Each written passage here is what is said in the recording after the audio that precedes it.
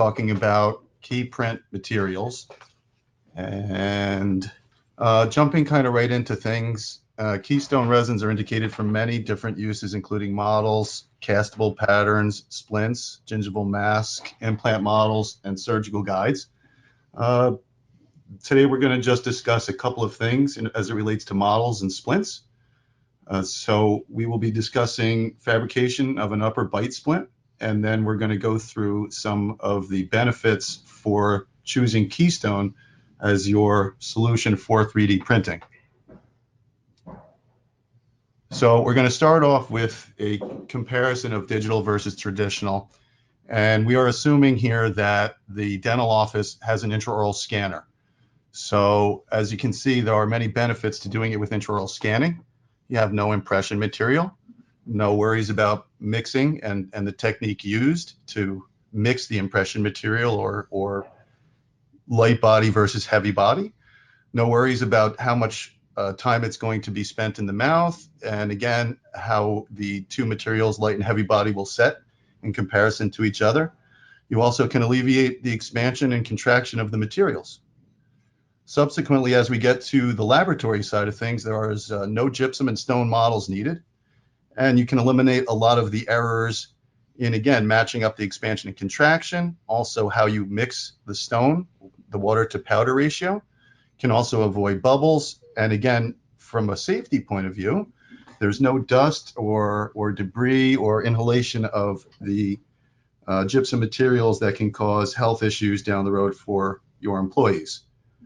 Obviously, we all know about the time savings in the intraoral scanning. And it's a considerable difference between intraoral versus traditional impressions. The other benefit that you have with intraoral scanning is that if there is something with your impression that needs to be redone, it's very simple to add an additional picture. It's much easier on the patient. There's no impression material in the mouth, no multiple tries at taking an impression. Generally speaking, you can get it done on the first pass. You're reducing your material costs as you don't need trays and impression materials and different things to take the impression, as well as it takes less time and less people involved, so you can reduce your labor costs.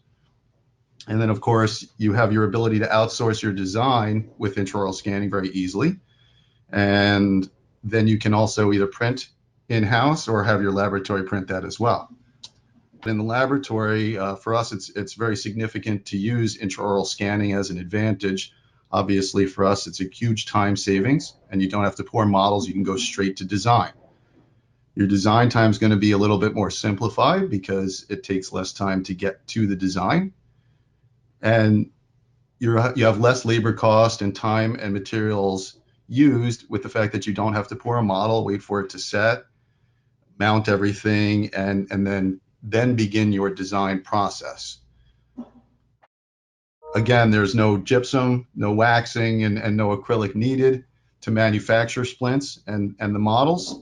You're doing everything via 3D printing and CAD design software, so you can eliminate all of the materials needed to prepare things prior to creating your design. And in today's world, the scans are accurate. Most of the scanners, if not all the scanners out there, will do a good job on these types of cases with splints. And you have very accurate one-to-one true files with STLs that can then be easily turned into a design. The other benefit to this is you have your files stored. So if the patient happens to lose their appliance, it's easy to reproduce a new one, and they don't need to come and see the dentist first for new impressions, new jaw relation records, and then to start the manufacturing process in the laboratory again. So we talked about some of the benefits of intraoral scanning and going straight to being able to design. There are also some advantages in the time that it takes in the laboratory. So here you'll see on the left some traditional times to process a case. And we are saying that it takes approximately 15 minutes to open and disinfect a case. This is also including the time that it takes you to fill out a prescription in your CAD design software and get everything ready to go before you've actually yet done a design. So that's about 15 minutes in the traditional workflow. Then to pour a model takes about another 45 minutes. Obviously, this is only a couple minutes of labor time and the rest is setting time, but it still prevents you from getting directly into scanning and design. After that, you'll need to duplicate a model to do the processing on. That'll take you about 90 minutes between the hydrocolloid or your duplicating process, and then subsequently pouring another stone model. After that, we have waxing, flasking, packing, and curing of the appliance in a boil out tank or in some fashion to process. And then again, deflasking, finishing, and polishing another 30 minutes. And to be honest with you, that's probably pretty generous. Generally, the deflasking could be a process, especially getting things out of the interproximal areas and things like that, where stone gets trapped very easily. So that could even take longer than 30 minutes. So you're looking at about a 360-minute or about a 6-hour process to get this done in the traditional fashion, which you could do all in one day, but you would really have to work at it and everything would have to go quite smoothly. On the digital side, we go straight to the design.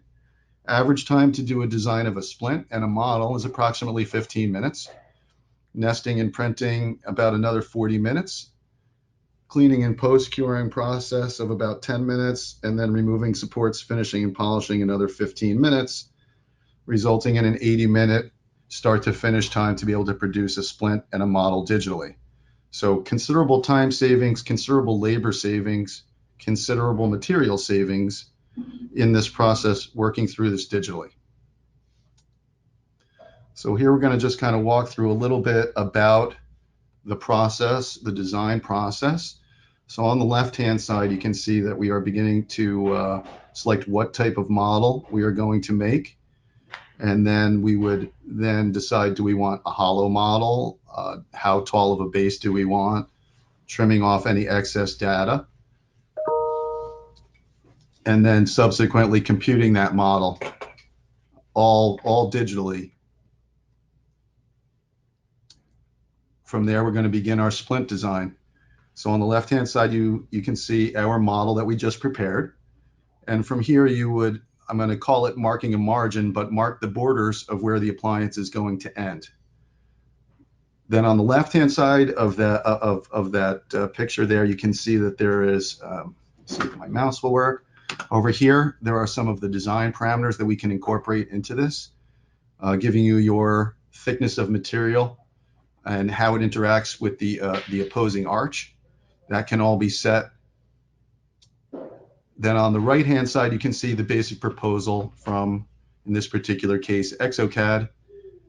From there, we can work through the same process that you guys would all be familiar with on the crown and bridge side or with other restoration types, where we can smooth and add and pull and move the appliance around into the proper position that we will need for proper guidance and occlusal function. And then on the right-hand side, you can see the finished product and how it gives you the perfectly blocked out, perfect fitting splint here, obviously without having to create block out models and additionally duplicating that model for processing. So it really streamlines the workflow here to be able to produce splints quickly and affordably in a laboratory.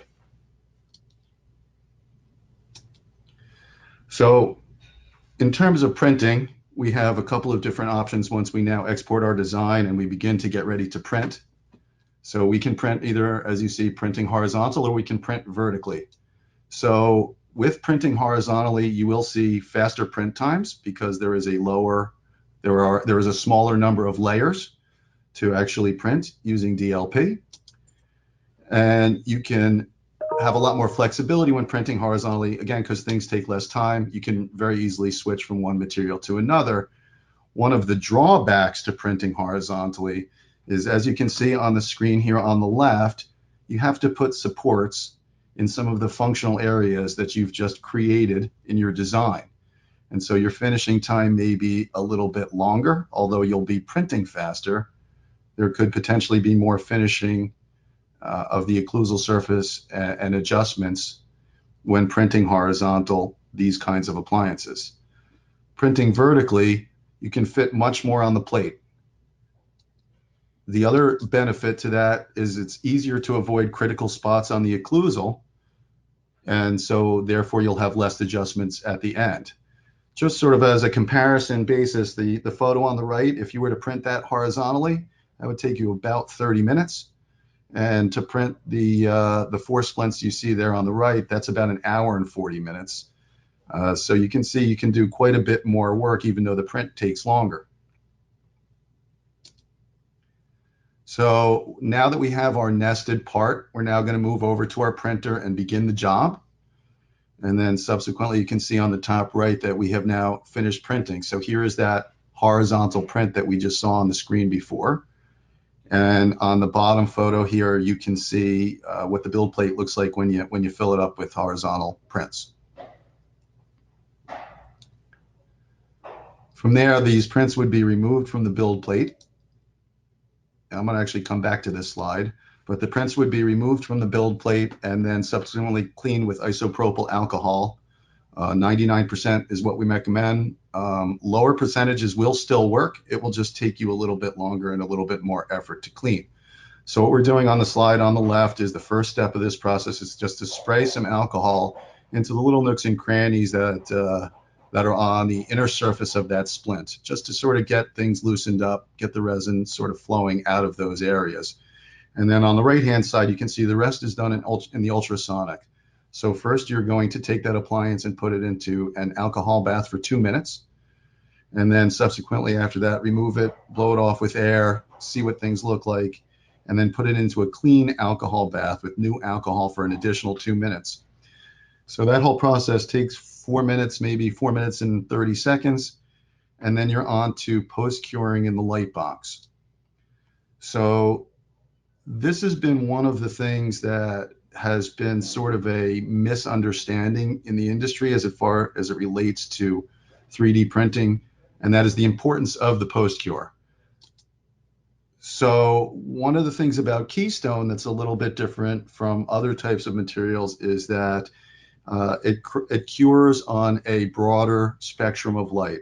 So you need to have a light box with a wavelength between 290 and 385 nanometers of light.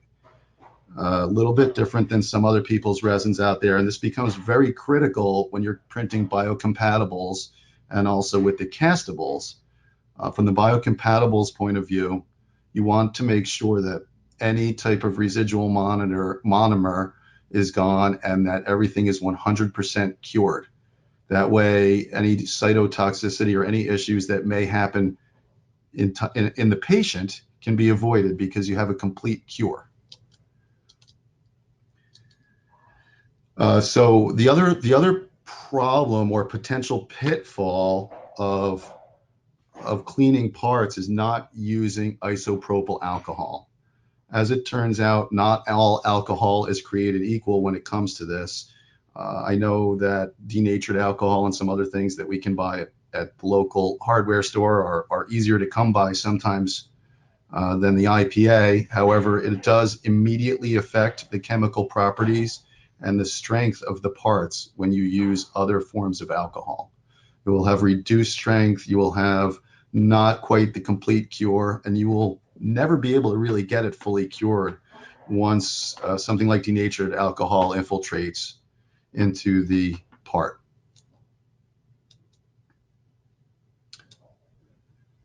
So going back to post-curing the light box, right now you're seeing the inside of a Uvatron light box, and in this particular curing unit, it takes 2 minutes per side in order to cure the parts. These are the approved curing lights for the Keystone resins, and we are continuing to work on adding to this chart and updating this so we have as many options as possible.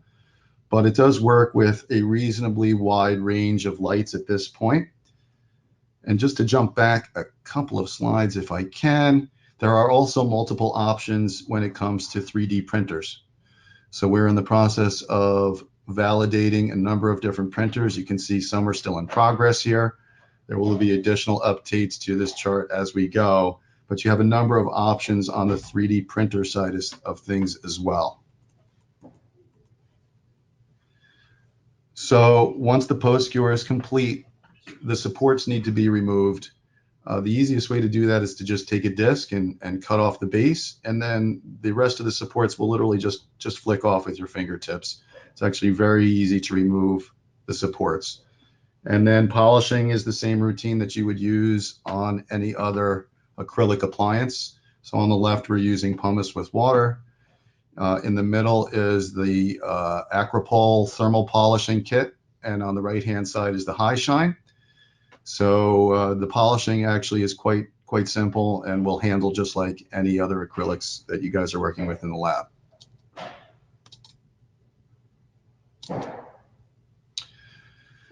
So we talked about the design of the splints, and as you can see, it's pretty straightforward.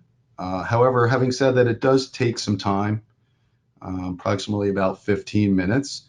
So depending on whether or not you have software to do this and also manpower to do the design, it is possible to outsource the designs and then subsequently have them send you back the file and print in-house.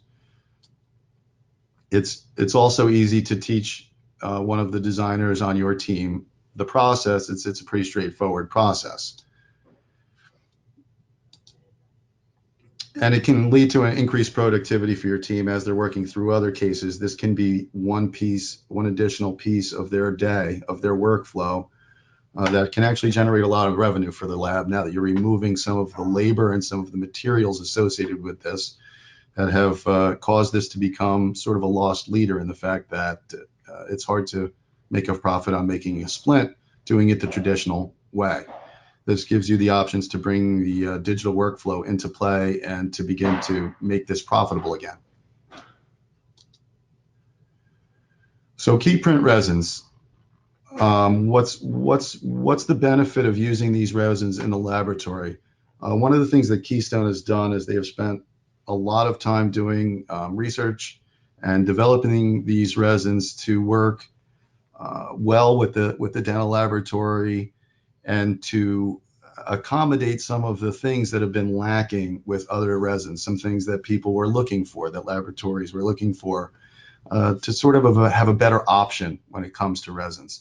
So there's been extremely high standards adhered to when trying to decide how to go forward, and we've spent a long time trying to make sure that we had your end user goals in mind while developing some of the resins.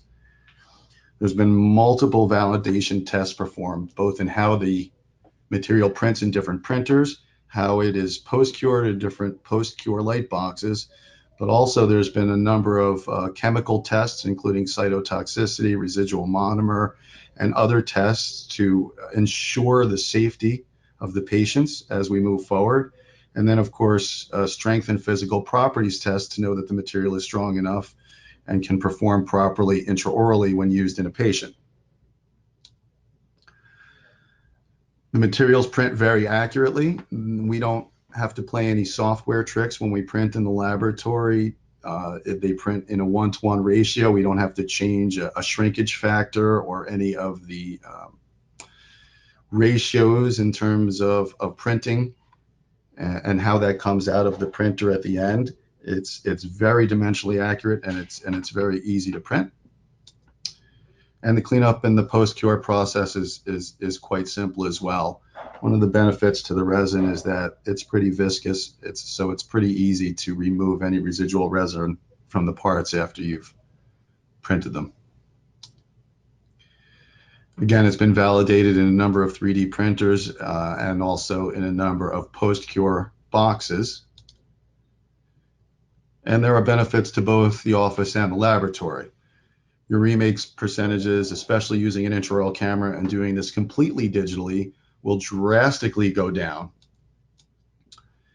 At any given time, the appliance can be duplicated. So if the appliance is lost, or if the patient, is possibly in the hospital or has some other health issues that cause them to happen to be somewhere where they're not at home and that accidentally gets thrown away, an appliance can be manufactured very quickly without having to go back to the dentist and can be quickly given to the patient. Printed models can be reused multiple times for suck downs and aligners and various different things. They're very heat resistant, so it's easy to do vacuum forming. Again, from a patient satisfaction standpoint, there is no need for additional impressions.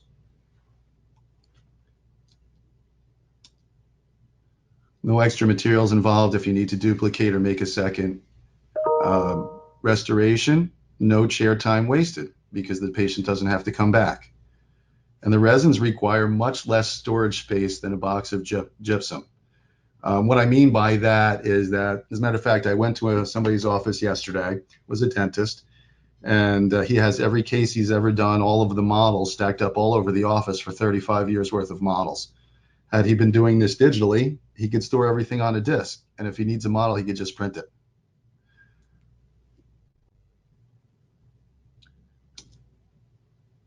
Employee safety concerns are greatly reduced when you do things in a digital workflow. There's no boil out tanks, there's no hot water, there's no stone and gypsum to breathe in.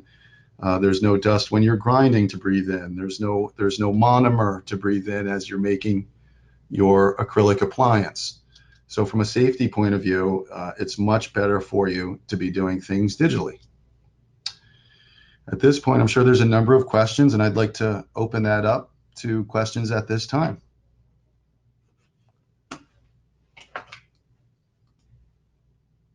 So the first question is, what printers are we using? And in the presentation, we are showing the Accurata Diplo. However, we also showed you the validation chart of all of the printers that can be used. Follow-up question to that is, the printer shown has a 405 nanometer. Earlier it was said 285 to 385. So the printer is 405. The PostCure light box needs to give you a range between 290 and 385. Will this material work in a Formlabs printer? Unfortunately, at this time, the answer is no. It's completely different printing technology. We're discussing DLP printing here in this presentation, and a Formlabs is driven by laser. Requires different photo initiators and different types of resin to be able to print in a Formlabs versus DLP. Do any printers on the market print aligners? The answer is not, that are completely open. Are all these materials FDA approved? So for any models, castable and gingival mask, no FDA approval is required, as these parts don't directly go into a patient. For surgical guide material, it is FDA approved, and for splint and other materials, coming soon. Question about what color does the resin turn? Does the resin turn yellowish? That's not been our experience at all with this resin. We have experienced that with other resins, but not with Keystone. Can I show the screen with the printers? It's definitely available on the Keystone website. There is a KeyPrint section with some things that you can download, including that information, as well as other information relating to the products and the resins. So the question in here is, what was the light curing range that you stated? For the post-curing light, needs to be between 290 and 385. What materials can be used to add to it in the mouth if needed? Acrylics will bond to the splint material. So chairside cold cure is no problem. Will this work with Structo? The answer is definitely maybe. That has not been validated yet, so we don't have a good answer on that. Will this video be available for reviewing? Yes, it will be up on the Zahn Academy website. Do you have splint resin that has flex to it? There will be a soft splint material available during the course of this year. Would you say accuracy of a printed model is as accurate as a poured up model from a PVS impression? And my answer to that would be yes, it would be at least as accurate as a poured up model from a PVS impression. Does the resin require special cleaning to avoid yellowing over time? No, traditional cleaning will work, either using a brush to clean it off each afternoon or evening, or using the The pellets you can put in water will also clean it. Next question is, would any KeyPrint resins work for indirect bonding trays? And the answer is that when the key splint soft material is available, that would be excellent for that application. Will this work in EnvisionTEC printer? Unfortunately, the EnvisionTEC system is closed, so it will not work in an EnvisionTEC printer. When there is a flexible material, will there be a way to do dual layer night guards? There's already a way to do dual layer night guards. You could print the splint material and then reline that with the soft material. Currently, right this second, given the technology, there's not a way to print one and then print the other so they're attached.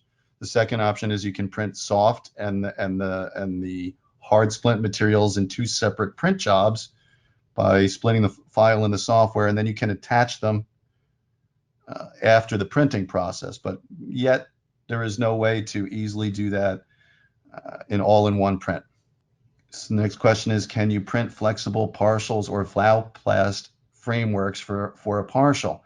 You can't necessarily directly print in a Valplast type of a material, but you can print your wax pattern and then boil that out and inject your Valplast or your clear met or your other product into that, and that works much easier than making refractory models and waxing. So there is a way to use the digital technology.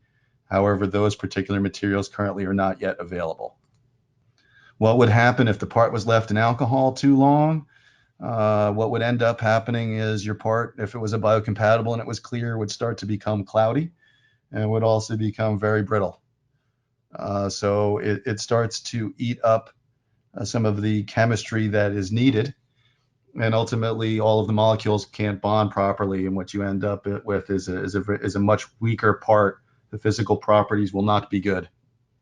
Are there any designing videos for 3-shape for bite splints? Yes, there are a number of locations that you can find that information, including Zahn Academy. The next question was, how often does IPA need to be changed out? You can use your, what I'm going to call dirty IPA, or your first wash. For a few days. What you're going to see is that it's going to start to be difficult for the material to settle out and separate from the alcohol. And that's kind of how you know it's time to throw it away. For the second wash, you should be using clean alcohol each time to have the proper result. What software have we used to test out designs? The design side of things works with all design software, 3Shape, ExoCAD, Dental Wings. Can you create cuspid rise and anterior guidance? Or is it just a replacement for a suck down? Yes, you can introduce the proper occlusal patterns and guidance that you want in your design software. And there are different ways to do that, both in 3Shape, ExoCAD, and Dental Wings. Do you need to cure the appliance on a model? You do not need to cure the appliance on a model. As a matter of fact, you can make these splints completely modelless and just print the splint. What materials will work for the EvoDent printer? All of the Keystone materials will work with the EvoDent printer. Do you need the curing light with nitrogen? At this time, currently, for the materials that are available and also subsequently the splint materials that will be released, nitrogen is absolutely not necessary. Do you use IPA or ethanol alcohol? IPA is the proper choice. 99% is the ideal percentage, but if you have access to a lower percentage, that will also work. Have you tested it out with InLab 18 software?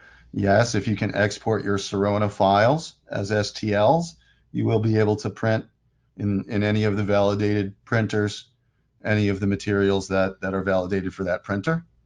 Will this work in a KaraPrint printer? Unfortunately, at this time, that's not been validated yet. How long do you soak the parts in IPA? So it's a quick spray with a spray bottle to start to loosen things up. Then 2 minutes in what I would call a dirty wash of the IPA, something that's been used a few times.